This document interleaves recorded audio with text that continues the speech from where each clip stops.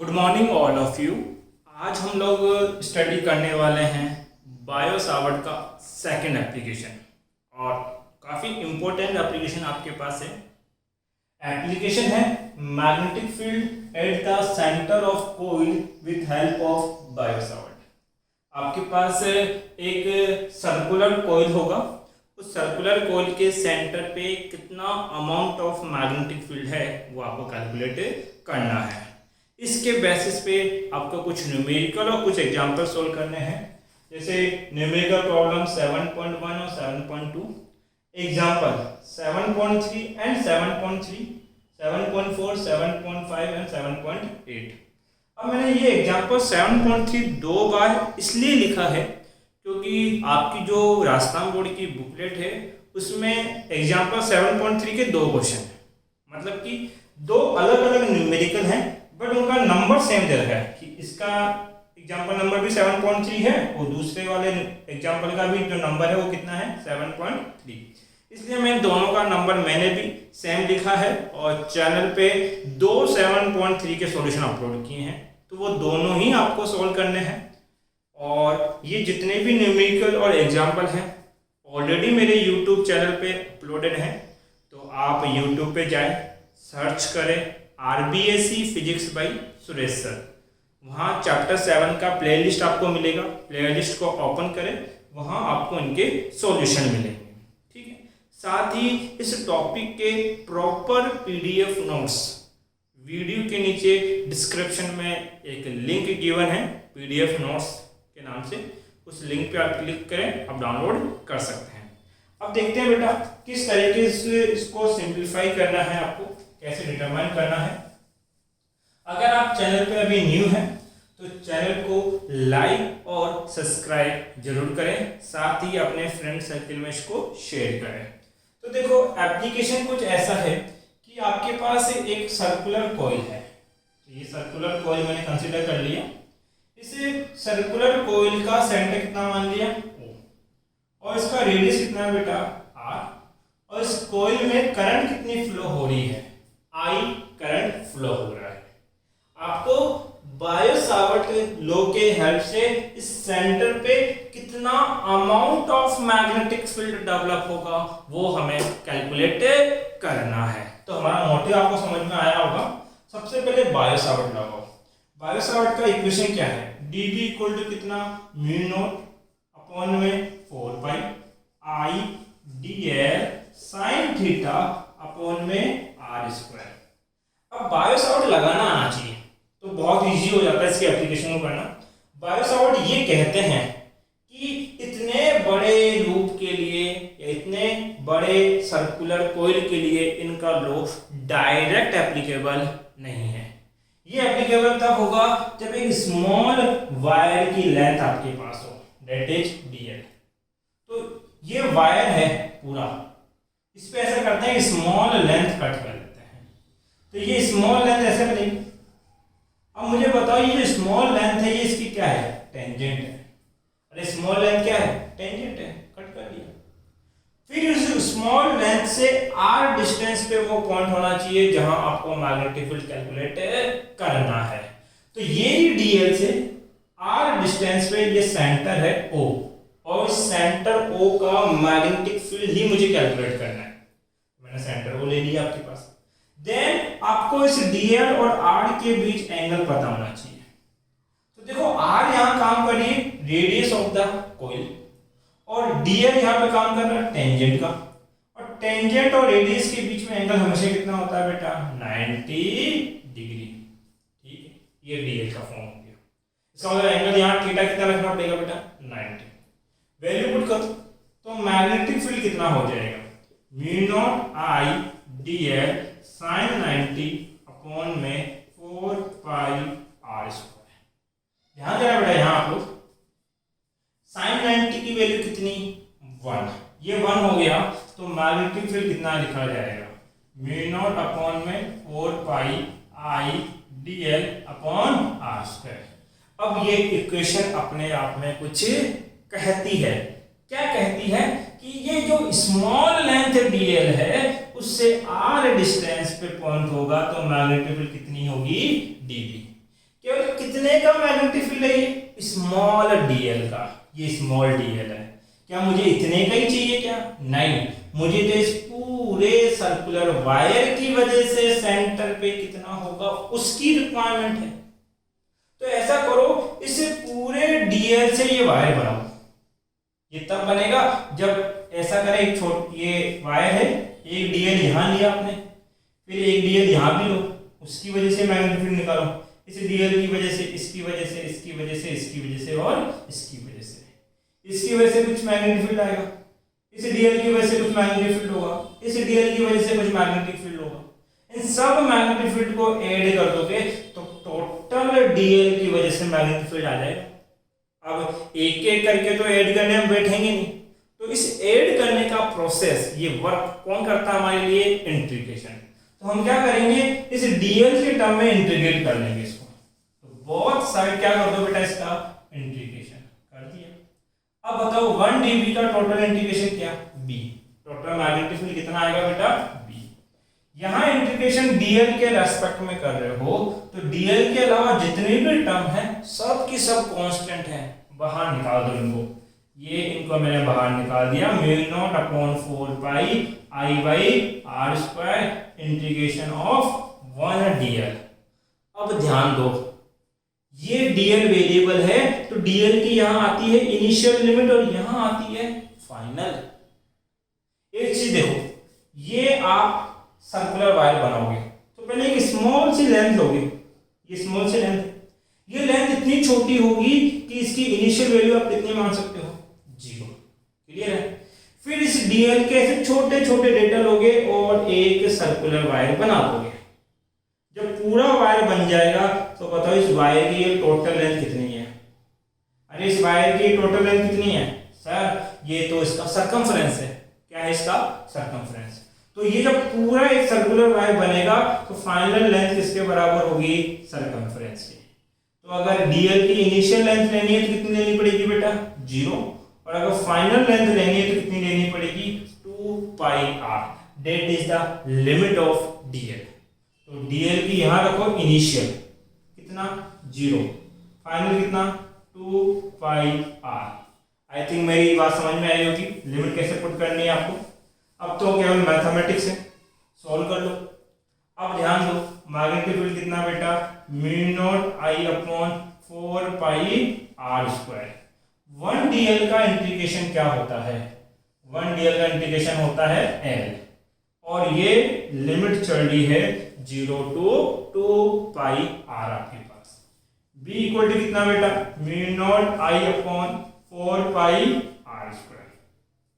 Limit कैसे open करते हैं? लिमिट ओपन करते हैं upper limit minus lower limit. That mean l की जगह कितना रखोगे बेटा? 2 पाई r। पहले l की जगह अपर लिमिट रखो, फिर माइनस साइन लगाओ, l की जगह लोअर लिमिट रखो, कितनी? 0। 2 पाई r में से 0 सेपरेट करने का कोई मतलब है क्या? नहीं है। मतलब इस स्टेप का कोई मतलब नहीं है। यहां तक वैल्यू रख सकते हैं। अब कुछ कट रहा है, 2 पाई से ये काटा कितने टाइम्स? 2 टाइम्स। एक r से एक r गया, तो मैग्नेटिक फील्ड कितना आया? यह आया बेटा μ0I/2r। बात क्लियर है आपकी? ठीक है। अगर वो ये बोले कि इस पे इस जैसे बहुत सारे टर्न्स है, मतलब ऐसे टर्न्स बनाए गए, टर्न के ऊपर टर्न, और टोटल नंबर ऑफ टर्न्स कितने मान लिए बेटा? अगर एक टर्न होता है तो मैग्नेटिक फील्ड सेंटर पे कितना होगा? μ0I/2r। But for n turns के लिए इसकी वैल्यू n टाइम्स बढ़ जाएगी, तब मैग्नेटिक फील्ड कितना होगा बेटा? μ0NI/2r। ये आपको याद रखना है। तो ये तो फॉर्मूला ड्राइव हो गया। अब इसके केस इंपॉर्टेंट है। देखो केस क्या होते हैं। फर्स्ट, अगर मान लीजिए जो वायर है वो हाफ सर्कल है, एक हेमी सर्कल आपके पास है, सेमी सर्कल है, तो ये एक सेमी सर्कल ऐसा, ठीक है, जिसका रेडियस कितना है बेटा? r। अगर ये पूरा सर्कल बनता तो एंगल कितना बनता? 360। बट ये सेमी सर्कल है तो एंगल कितना बनेगा? थीटा यहाँ पे बनेगा 180। 180 का मतलब कितना एंगल बेटा? पाई। और यहाँ कितना बढ़ना था 360। 360 का मतलब कितना बेटा 2 पाई।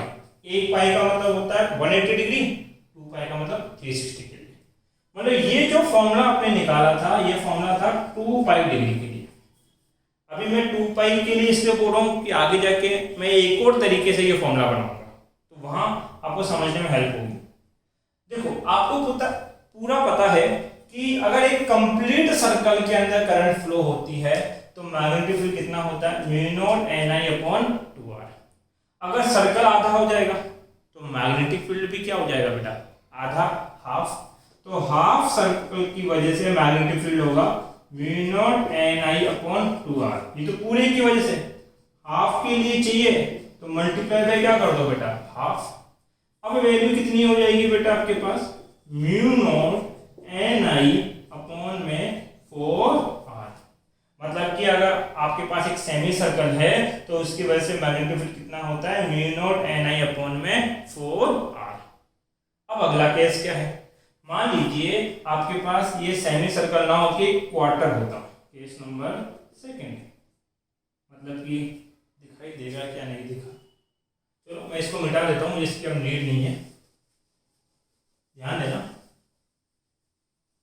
केस नंबर सेकंड क्या है, आपके पास एक क्वार्टर है इस तरीके से, मतलब ये क्या है इस पॉइंट से लेके यहां तक ही करंट फ्लो हो रहा है ए से बी तक, और इसका रेडियस कितना है बेटा r। इस बार एंगल कितना बनेगा सर, थीटा है 90 और 90 का मतलब होता है π/2। जब आपको पता है कि हाफ सेमी सर्कल की वजह से कितना होता है म्यू नॉट Ni/4r, तो इसका हाफ करोगे, इसका हाफ करोगे तभी तो ये शेप आएगी। इसका मतलब कि अगर आपके पास मैं बात करूं तो ये टोटल सर्कल का 1/4 है। टोटल सर्कल का क्या है 1/4। तो ये वैल्यू कैसे निकालोगे, तो सर जब मुझे हाफ का पता है तो इसकी भी वैल्यू हाफ कर दो। इसका मतलब इस डेटा को किससे मल्टीप्लाई कर देंगे बेटा हाफ से। ये हो जाएगा म्यू नॉट Ni/4r और इसको किससे मल्टीप्लाई कर दिया हाफ से। टोटल कितना होगा म्यू नॉट Ni/8r। ये हो गया आपके पास 1/4 के लिए। क्लियर है इतनी सी बात। अब ये तो बहुत इजी हो जाता है, आप क्या कर रहे हो पहले पूरे का निकाला इतना होता है, फिर हाफ का निकाला, फिर इसका भी हाफ करते गए, तो ये कोई बड़ा टिपिकल काम नहीं किया। अगर मैं ऐसे पूछूं कि 360 डिग्री या 2 पाई के ऊपर मैग्नेटिक फील्ड कितना होगा, तो म्यू नॉट Ni/2r, क्योंकि 2 पाई से पूरा सर्कल बनेगा। अगर थीटा इक्वल टू 180 हो पाई हो, मतलब कि एक सेमी सर्कल हो, तो मैग्नेटिक फील्ड कितना होगा म्यू नॉट Ni/4r। अगर एक क्वार्टर हो मतलब थीटा इक्वल टू π/2 हो, तो मैग्नेटिक फील्ड कितना होगा म्यू नॉट Ni/8r।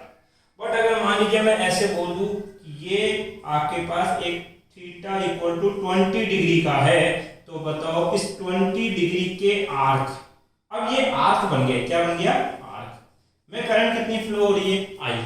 अब बताओ इस 20 डिग्री के लिए मैग्नेटिक फील्ड कितना है, तो इसका आंसर नहीं मिलता इस शेप से आपके पास। ये है समझने वाली बात, पूरा मोटिव कि आप किसी भी एंगल के लिए निकाल पाओ। मैं 20 की बात नहीं कर रहा, मैं बोलूँ 70 के लिए निकालो, मैं बोलूँ 115 डिग्री के लिए वैल्यू कितनी है। तो हम एक ऐसा फॉर्मूला बनाने वाले हैं जो किसी भी थीटा एंगल के आर्क के लिए आपको मैग्नेटिक फील्ड कैलकुलेट करके देगा। तो वो एंगल कैसे बनाएंगे, देखो बहुत इजी है, बस डेरिवेशन को फिर से अपडेट करना होगा। ठीक है, चेंजेस क्या करना पड़ेगा, आप क्या लो एक आर्क लो, ये कोई भी एक आर्क ले लो, और इस आर्क का रेडियस आपको पता होना चाहिए। रेडियस कितना बेटा r, ये पॉइंट A है और ये पॉइंट कितना है E है, और इसमें करंट कितनी फ्लो हो रही है बेटा I। करंट कितनी फ्लो हो रही है I। ये जो आर्क है इसकी कुछ लेंथ होगी, इस आर्क की लेंथ कितनी मान लो बेटा L, और इस आर्क के इनसाइड का एंगल कितना मान लिया थीटा। ये तो सबको पता है कि आर्क इक्वल टू होता है radius multiply by theta. Radius कितनी स्मॉल r, एंगल कितना थीटा, और r कितना L, तो L इक्वल टू क्या बन जाएगा बेटा यहाँ पे r थीटा। अब इस केस के लिए बायो सावर्ट लगा के देखो, देखो बायो सावर्ट कैसे लगाते हैं, बहुत इजी है बायो सावर्ट लगाना। कैसे,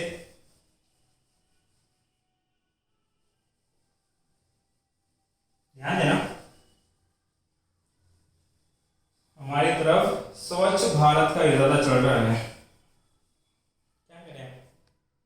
देख ध्यान दीजिए, बायो सावर्ट क्या कहते हैं? dB इक्वल टू कितना बेटा?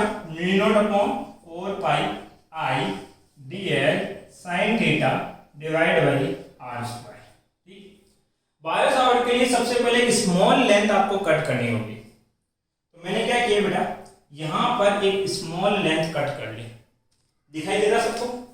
ये मेरा स्मॉल लेंथ है और ये स्मॉल लेंथ कितनी है? dl है। कितनी है? dl। ठीक है, हमारा काम हो गया। और इसे dl से कितने डिस्टेंस पे? r डिस्टेंस पे। ये dl से रही r डिस्टेंस पे वो पॉइंट होना चाहिए जहां मैग्नेटिक फील्ड कैलकुलेट करना है। तो ये सेंटर O है, यहां हमें कैलकुलेट करना है। उसके बाद आपको dl और r के बीच का एंगल पता होना चाहिए। तो देखो r तो अभी भी रेडियस है और dl अभी भी क्या है? टेंजेंट। तो टेंजेंट और रेडियस के बीच एंगल हमेशा कितना बनता है? 90 डिग्री। वैल्यू पुट कर दो। तो मैग्नेटिक फील्ड कितना होगा? म्यू नॉट आई dl sin 90 1 होता है अपॉन में 4 पाई r स्क्वायर। ये आपका डेटा हुआ। ठीक है, अब आपको केवल इस स्मॉल लेंथ की वजह से मैग्नेटिक फील्ड आया। आपको तो ये जो AB आर्क है इस पूरे की वजह से मैग्नेटिक फील्ड चाहिए। तो बोथ साइड क्या कर दो बेटा? इंटीग्रेशन। अब 1 dB का इंटीग्रेशन कितना होगा? B dl के रेस्पेक्ट में mu naught I upon 4 pi r square क्या है? कांस्टेंट। बाहर आ गया, क्या बच जाएगा? 1 dl आपके पास। अब यहाँ पे dl की रखी जाती है इनिशियल लिमिट और यहाँ क्या रखते हैं बेटा? फाइनल। तो इनिशियल लेंथ आपको पता है कितनी होगी? 0। और जब इसको पूरा ऐड करोगे तो ये टोटल लेंथ कितनी हो जाएगी? l। तो लिमिट क्या जाएगी बेटा? 0 से l। और l को क्या लिख सकते हैं? r theta. मतलब l किसके बराबर है? r थीटा के बराबर है। b equal to mu naught I upon 4 pi r square. 1 dl का इंटीग्रेशन l, लिमिट चल रही है 0 से r थीटा। भाई l की जगह क्या रख दिया मैंने? r theta. अब लिमिट कैसे ओपन करते हैं? लिमिट ओपन करते हैं upper limit minus lower limit. b equal to mu naught I upon 4 pi r square. l की जगह रखोगे r थीटा माइनस l की जगह रखो 0। क्या माइनस 0 करने का कोई मतलब है क्या? नहीं, इसको मिटा दिया आपने। अब ये एक r से एक r क्या हो जाएगा? Cancel out. तो किसी भी थीटा के लिए इसका फॉर्मूला क्या बन जाएगा? म्यू नॉट आई थीटा अपॉन 4 पाई r। बहुत इंपॉर्टेंट फॉर्मूला है किसी भी थीटा एंगल के लिए। अब ये जो फॉर्मूला है इससे आप 360 एंगल का फॉर्मूला बना सकते हो, 180 डिग्री का फॉर्मूला बना वो भी डिजाइन कर सकते हो और 90 डिग्री का जो फॉर्मूला बना वो भी डिजाइन कर सकते हो। तो मैं डिजाइन करके बता देता हूँ, बना के बता देता हूँ। एक बार इस बीच वाले पार्ट का आप स्क्रीनशॉट ले लें तो मैं सारी चीजें प्रूफ करूँ। ले लिए बेटा स्क्रीनशॉट? देखो